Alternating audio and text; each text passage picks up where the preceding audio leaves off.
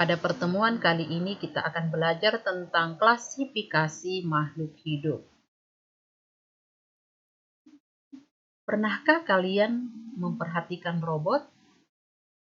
Robot tersebut menyerupai manusia, bisa melakukan pekerjaan manusia.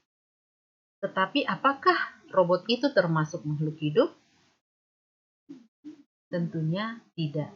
Kenapa? Karena robot itu tidak memiliki ciri-ciri makhluk hidup. Apa ciri-ciri makhluk hidup? Ciri-ciri makhluk hidup bergerak, ciri-ciri makhluk hidup bernapas, bergerak, tumbuh dan berkembang, peka terhadap rangsang atau iritabilitas, berkembang biak atau reproduksi, memerlukan makanan atau nutrisi, menyesuaikan diri atau adaptasi, mengeluarkan zat sisa atau ekskresi. Bernapas. Bernapas adalah proses menghirup oksigen dan mengeluarkan karbon dioksida dan uap air untuk memperoleh energi. Makhluk hidup memiliki alat-alat pernapasan yang berbeda. Ikan bernapas dengan insang, belalang bernapas dengan trakea, katak sewaktu kecil atau sewaktu berudu bernapas dengan insang, setelah dewasa bernapas dengan paru-paru, cacing tanah bernapas dengan kulit. 2. Bergerak. Bergerak juga berbeda pada hewan, manusia, dan tumbuhan. Pada hewan dan manusia, bergerak aktif artinya bergerak pindah tempat. Sedangkan pada tumbuhan, bergerak pasif artinya bergerak di tempat dan tidak pindah tempat. Contoh hewan yang bergerak, ada macan tutul dan ada manusia. Sedangkan contoh yang bergerak pasif, tumbuhan, yaitu yang bergerak hanya bagian tubuhnya saja, misalkan batang yang selalu mengarah ke arah datangnya cahaya matahari. Ciri yang ketiga, tumbuh dan berkembang. Tumbuh berbeda dengan berkembang. Tumbuh artinya terjadi perubahan ukuran maupun bentuk tubuh. Sedangkan berkembang artinya proses menuju dewasa.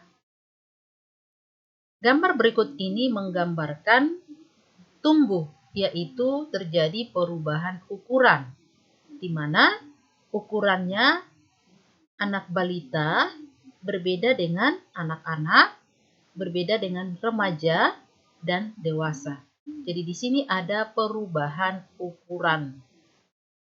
Gambar berikut menunjukkan tumbuh yang mengalami perubahan bentuk tubuh.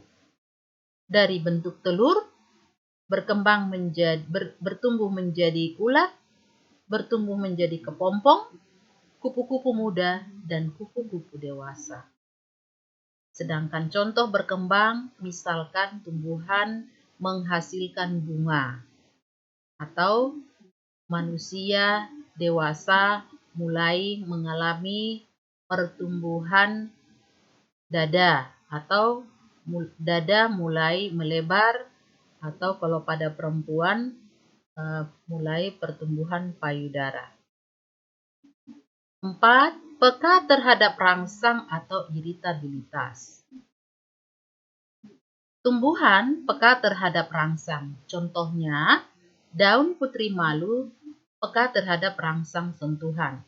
Jadi sewaktu disentuh, maka daunnya akan menutup, menunjukkan peka terhadap rangsang sentuhan.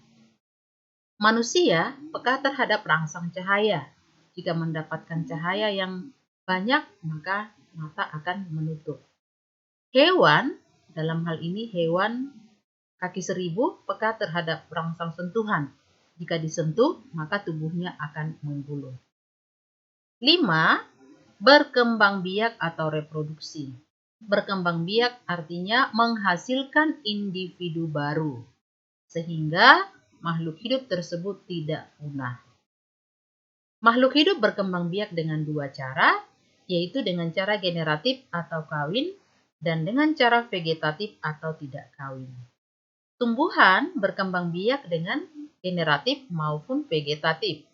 Contohnya pada pohon mangga yang ditanam dengan biji berarti berkembang biak secara generatif. Sedangkan secara vegetatif ada macam-macam, contoh umbi lapis misalnya pada bawang, akar tinggal dengan misalnya jahe,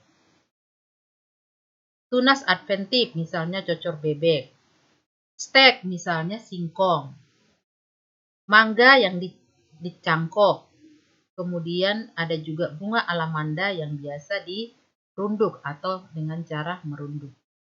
Sedangkan pada hewan dan manusia berkembang biak secara generatif atau kawin. Generatif ada dua, yang pertama dengan vivipar atau melahirkan anak. Kucing, sapi, paus, macan, kelinci, lumba-lumba ini adalah berkembang biak dengan melahirkan anak atau vivipar. Sedangkan satu lagi berkembang biak dengan bertelur atau ovipar. Contohnya buaya, cicak, kadal, kura-kura, penyu, dan ular. Ciri yang keenam yaitu memerlukan makanan atau nutrisi. Semua makhluk hidup pasti memerlukan makanan. Berdasarkan cara membuat makanan, makhluk hidup ada dua macam, yaitu makhluk hidup autotrof. Makhluk hidup autotrof artinya dapat membuat makanan sendiri melalui proses fotosintesis. Fotosintesis ini akan menghasilkan oksigen dan makanan, dan fotosintesis bisa terjadi jika ada karbon dioksida, air, dan matahari. Yang kedua, organisme heterotrof. Heterotrof artinya tidak dapat membuat makanan sendiri. Kenapa? Karena tidak bisa berfotosintesis. Yang termasuk autotrof adalah tumbuh-tumbuhan. Sedangkan yang termasuk heterotrof adalah manusia maupun hewan. Ciri yang ketujuh adalah menyesuaikan diri atau adaptasi. Semua makhluk hidup harus bisa menyesuaikan diri dengan lingkungan supaya bisa bertahan hidup.